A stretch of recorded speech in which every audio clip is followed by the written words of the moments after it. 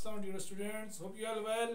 आज हम chapter 2 exercise 2.3 question 1 का पार्ट 3 एंड पार्ट 4 सॉल्व करने जा रहे हैं। स्टूडेंट्स, इन क्वेश्चन की स्ट्रक्चर में ऑलरेडी आप जानते हैं कि सॉल्व द क्वेश्चन हमें करना है, लेकिन इस्तेमाल करते हुए प्रोडक्ट एंड सम का। तो यानी कि इन क्वेश्चन में हम प्रोडक्ट और सम फाइंड तो करेंगे, लेकिन इसमें हमने सोल्यूशन नहीं करना। तो हम क्वेश्चन देखते हैं पार्ट 3 का, P X square minus Q X plus R is equal to 0।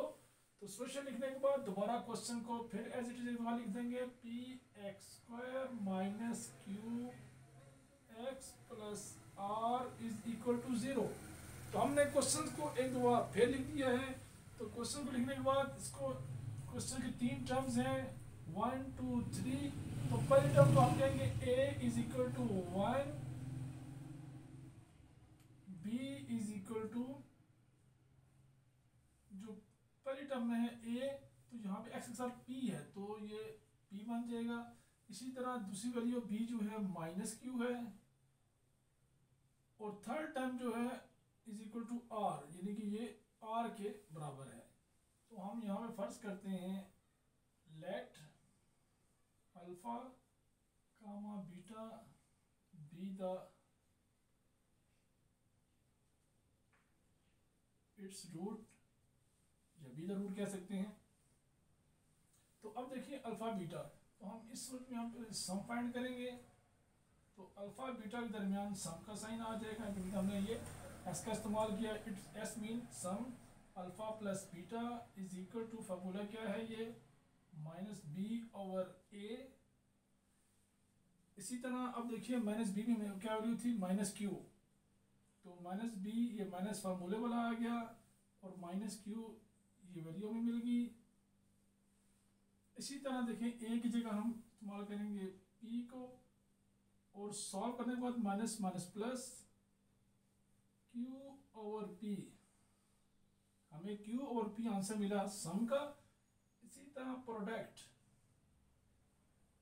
में हम बीच में किसी साइन का इस्तेमाल नहीं करेंगे, यानी अल्फा और बीटा दोनों क्या कर रहे हैं, मल्टीप्लाई हैं। तो यहाँ जो फार्मूला इस्तेमाल होता है सी ओवर ए, सी क्या है हमारे पास, are over P.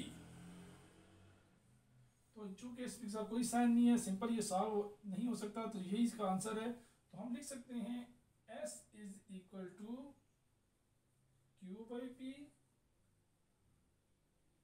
And P is equal to R by P। This is our answer of part 3। तो हमें ये आंसर मिल चुका है, सम और प्रोडक्ट। इसी तरह पार्ट 4 हम सॉल्व करेंगे, a plus B X square minus A X plus B is equal to 0। Solution लिखने के बाद दोबारा हम क्वेश्चन को फिर एक दफा लिख देते हैं।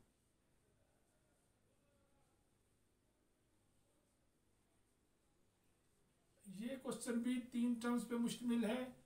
तो पहली टर्म को हम यहाँ पे लिख सकते हैं a, इसके ऊपर हम थोड़ा ये निशान डालेंगे कम्प्लीमेंट टाइप के, क्यों के अंदर की value already a plus B है, ताकि उस वैल्यू को हम सेपरेट लिख सकें। तो क्या बन जाएगी, a प्लस बी, ये वैल्यू a की है। इसी तरह b वाली वैल्यू माइनस a, और c वाली value is equal to b। तो हमने ए बी सी को अलग अलग डिफ्रेंशिएट करने के लिए इन बी के ऊपर कम्प्लीमेंट का इस्तेमाल किया है, ताकि हम ए की वैल्यू है a प्लस बी, बी की वैल्यू है a माइनस का, उसके सी की वैल्यू क्या है, b है। तो यहाँ पर हम उसी तरह let alpha comma beta be the root लिखेंगे, और नेक्स्ट में सम मालूम करेंगे हम। अब सम में हम जानते हैं फार्मूले का इस्तेमाल, alpha plus beta is equal to minus B over A. हमें ये फार्मूला मिल चुका है। अब माइनस बी में क्या था, हमारे पास माइनस की वैल्यू है, फार्मूले का ए मौजूद है, तो ऐसे, और ए की वैल्यू क्या है, ए प्लस बी, इसको भी हम ब्रैकेट में लिख लेते हैं। और नेक्स्ट स्टेप में इस वैल्यू को सॉल्व करते हैं तो हमें वैल्यू मिलती है माइनस माइनस प्लस, तो ए प्लस बी। इसी तरह प्रोडक्ट को जब करेंगे अल्फा बीटा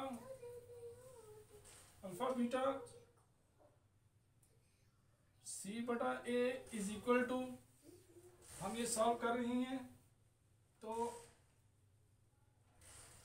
सी बटा सी देखिए मैंने क्या मिल रहा है B over A plus B. तो देखिए बी की वैल्यू क्या थी, यहाँ पे सी की वैल्यू क्या थी बी, और यहाँ पे ए की वैल्यू क्या है हमारे पास ए प्लस बी।